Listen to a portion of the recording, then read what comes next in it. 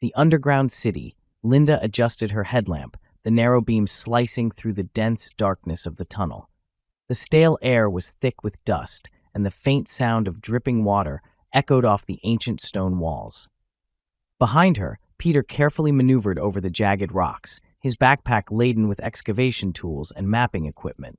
They were part of a team of archaeologists sent to investigate strange anomalies beneath the bustling modern metropolis of New Haven. What they found would change history forever. The tunnel had been uncovered accidentally during a subway expansion project. The workers had stumbled upon a sealed stone doorway etched with symbols that defied known historical records.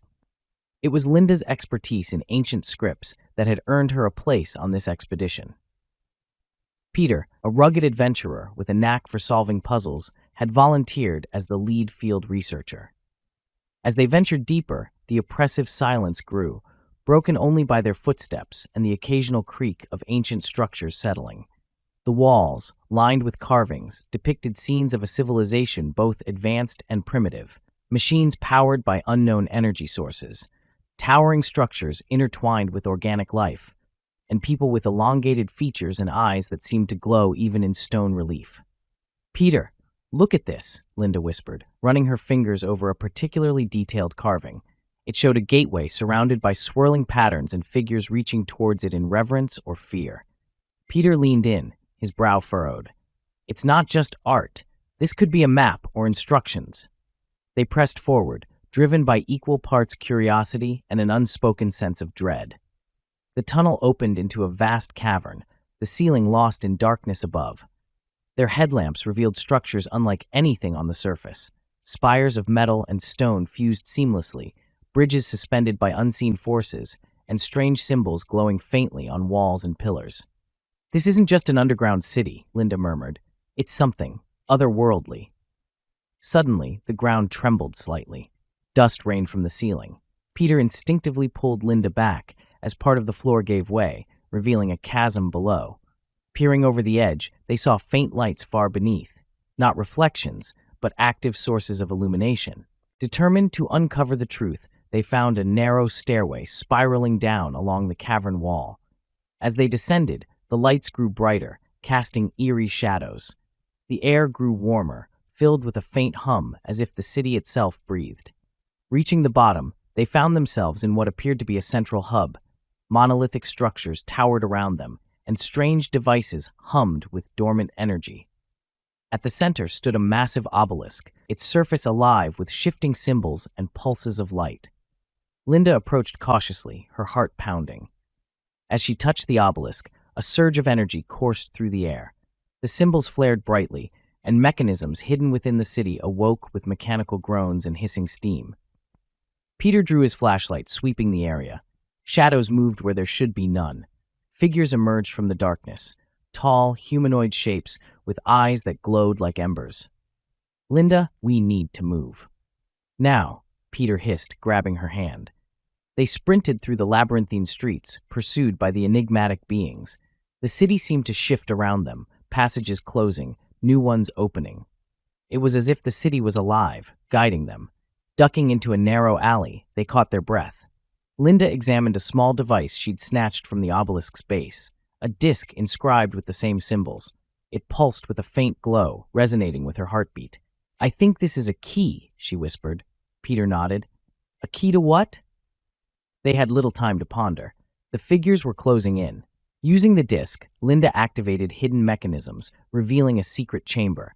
Inside, they found records, holographic projections of the city's history. It was a repository of knowledge from an ancient civilization, possibly predating humanity. But with knowledge came danger. The city's guardians were not mere relics. They were protectors, programmed to eliminate intruders. Peter and Linda fought to survive, using their wits and the city's technology. They navigated traps, solved ancient puzzles, and uncovered secrets that hinted at connections between this civilization and humanity's origins.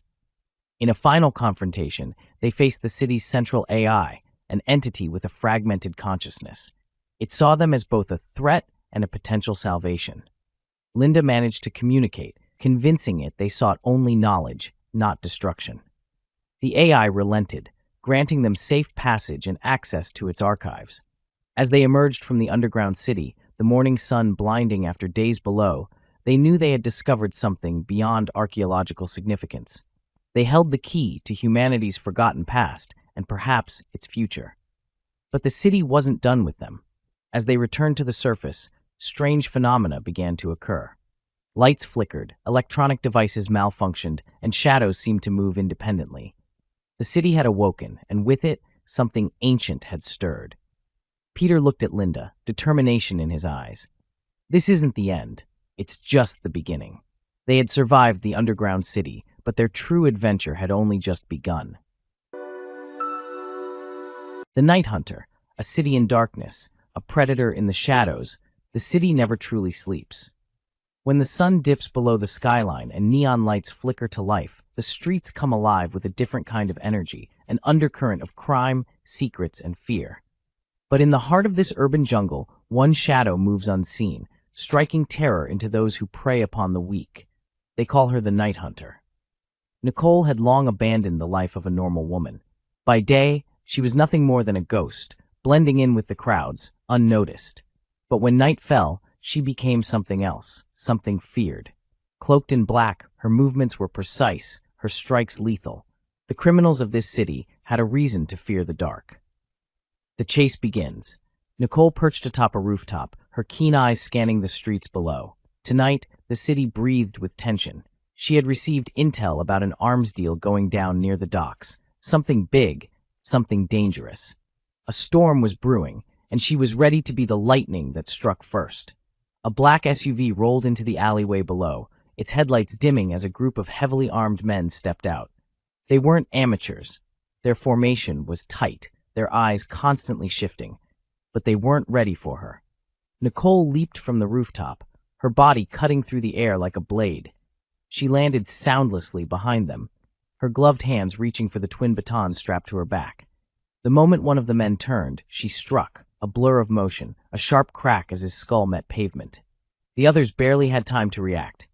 "Shit! It's her!" one of them shouted, fumbling for his gun. Too slow. Nicole spun, her baton slamming into his wrist with bone-breaking force. He screamed, dropping his weapon, but she was already moving. A brutal kick sent him crashing into the SUV, another one down. The leader of the group, a towering man with a scar across his face, snarled, "You don't know who you're messing with." Nicole tilted her head. "Neither do you." She darted forward, dodging a wild punch, her knees slamming into his gut. The air left his lungs in a violent exhale. Before he could recover, she flipped him over her shoulder, sending him crashing onto the pavement. The last man standing turned to run. Big mistake. Nicole's hand shot out, a throwing knife whizzing through the air, pinning his jacket to a nearby crate. He struggled, gasping as she approached. "Who are you working for?" she demanded, her voice like ice. The man's eyes darted around, looking for an escape that didn't exist. "Ya, you're too late," he stammered. "The shipment's already on its way." Nicole's blood ran cold. She had miscalculated. She spun, her eyes narrowing. If the weapons were already moving, she had to act fast. A man in the shadows. Across the city, Peter sat in his darkened apartment, the only light coming from the laptop screen before him. A seasoned detective, he had spent the last few years chasing ghosts, criminal syndicates that vanished like smoke, powerful men who operated in the shadows, and at the center of it all was a woman, a whisper, a myth, a force of nature, the Night Hunter. He had followed her trail for months, tracking the bodies she left in her wake, not of innocents, but of monsters who had long evaded justice. The question wasn't whether she was dangerous, it was whether she was on their side. Tonight, he had a lead. His sources had pointed him to the same arms deal she had just intercepted. But unlike her, he wasn't in the habit of leaping off rooftops. His phone buzzed, a text from his informant. "Docks, midnight, you're running out of time." Peter grabbed his gun, slipping it into his holster. If Nicole was already out there, tonight was the night they would finally meet. A collision course. The docks were eerily silent when Nicole arrived. The air was thick with salt and gasoline, the distant hum of a cargo ship rumbling through the night. She moved like a shadow, her footsteps silent against the damp concrete. Then she heard it. Footsteps, deliberate and measured. Someone else was here. She melted into the darkness, watching as a figure emerged from the mist. Peter. Her grip on her baton tightened. She had heard of him, a detective with a reputation for being relentless. If he was here, it meant trouble. He turned his head slightly, as if sensing her presence. "You can come out," he said calmly. "I know you're there." Nicole hesitated. He wasn't armed, at least, not visibly. She stepped forward, the dim light catching the sharp angles of her face. Peter studied her, his expression unreadable. "You're making a lot of enemies," he said. "Sooner or later, they're going to come for you." Nicole smirked. "Let them try." The sound of approaching engines cut through the night.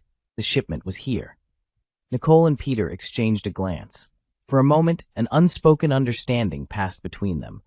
Then chaos erupted. The battle at the docks. Gunfire shattered the silence as masked men poured out of the cargo ship. Nicole dove for cover, rolling behind a stack of crates as bullets whizzed past her head. Peter ducked behind a metal container, cursing under his breath. Nicole's eyes locked onto him. "You brought backup, right?" Peter shook his head. "I was hoping you did." She grinned. "Then let's improvise." She sprang into action, launching herself over the crates, her baton striking with bone-crunching force. Peter followed, taking down an enemy with a well-placed shot. They moved like a well-oiled machine, covering each other, taking out threats with lethal precision. A grenade clattered onto the ground between them. "Move," Nicole shouted, grabbing Peter's arm as they dove behind cover. The explosion rocked the dock, flames licking the air. They emerged from the smoke, bruised but standing. The remaining men, realizing they were outmatched, scrambled to retreat. Nicole turned to Peter, breathing heavily. "You gonna arrest me now?" Peter smirked. "Not tonight." Sirens wailed in the distance. By the time the police arrived, Nicole was already gone, just a shadow in the night, a whisper in the wind. But Peter knew this wasn't over. The hunt had only just begun. The Lost Gold Mine Mystery. The dense fog hung low over the forest hills, wrapping the landscape in an eerie embrace. Nancy adjusted her backpack, feeling the weight of anticipation pressing down on her chest. Oscar walked a few steps ahead, his flashlight cutting through the thick darkness. The two had been planning this trip for months, researching every legend, every whisper of the abandoned gold mine hidden deep within the Appalachian Mountains. "Are you sure this is the right way?" Nancy asked, her voice barely above a whisper. Oscar glanced back, flashing a confident grin. "Trust me, I've studied the old maps for weeks. We're close." Their journey had begun at dawn, winding through overgrown trails, dodging fallen branches, and braving the occasional sudden movement in the underbrush. The legend spoke of an old prospector, Jeremiah Henshaw, who had struck it rich in the 1800s but vanished without a trace, leaving his fortune behind. As they pushed further into the forest, the terrain grew steeper, the air heavier. Nancy wiped the sweat from her brow and took a deep breath. Then, suddenly, the earth beneath their feet gave way.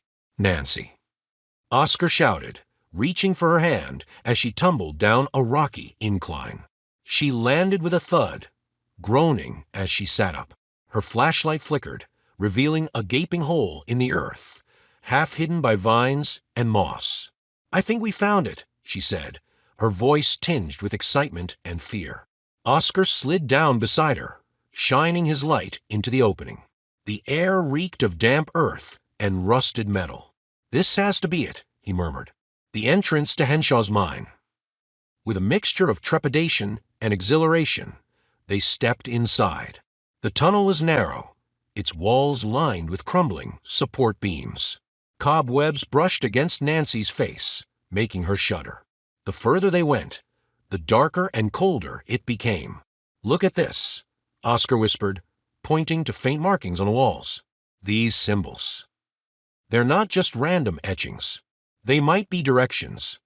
Nancy traced the carvings with her fingers, her mind racing. Henshaw must have left these to mark the way. But why? Was he trying to keep someone out, or lead someone in? Their conversation was interrupted by a distant sound, a low, rhythmic tapping that echoed through the tunnels. "Did you hear that?" Nancy's voice trembled. Oscar nodded, gripping her hand tightly. "We're not alone." The tapping grew louder, followed by a sudden gust of wind that extinguished their flashlights. Panic surged through Nancy's chest as they fumbled to relight them. When the lights flickered back to life, they found themselves staring into a vast chamber. Gold, piles of it, scattered across the floor, glittering under their beams. "We found it," Oscar whispered in awe. But before they could celebrate, a shadow moved at the edge of their vision. A figure emerged from the darkness. A man, ragged and wild-eyed, holding an old revolver. "You shouldn't be here," he growled, his voice a guttural rasp. Nancy's heart pounded as she raised her hands in surrender. "We're just explorers. We didn't mean any harm." The man's gaze flicked between them and the gold. "This mine belongs to Jeremiah Henshaw. No one leaves with his treasure." Oscar took a cautious step forward. "You're Jeremiah Henshaw. That's impossible. You disappeared over a century ago." The man let out a hollow laugh. "Time moves differently down here. The mine. It keeps you." Nancy exchanged a terrified glance with Oscar. "We have to get out of here," she whispered. Without warning, the mine rumbled, the walls shaking as if the earth itself was warning them. Henshaw lunged, but Oscar tackled him aside. "Run," he shouted. They sprinted down the tunnel, the echoes of falling rocks and the old prospector's laughter chasing them. The mine was collapsing. Nancy pushed forward, adrenaline fueling her every step. Finally, they burst out into the open, gasping for air as the entrance caved in behind them. They collapsed onto the grass, staring at the dust cloud rising from the ground. "That was too close," Nancy breathed. Oscar nodded, still staring at the ruined entrance. "We found it, but some things are better left undiscovered." As they hiked back to their camp, the weight of their discovery settled in. The mine's mystery would remain buried, but their adventure, and the secret they now carried, would never be forgotten.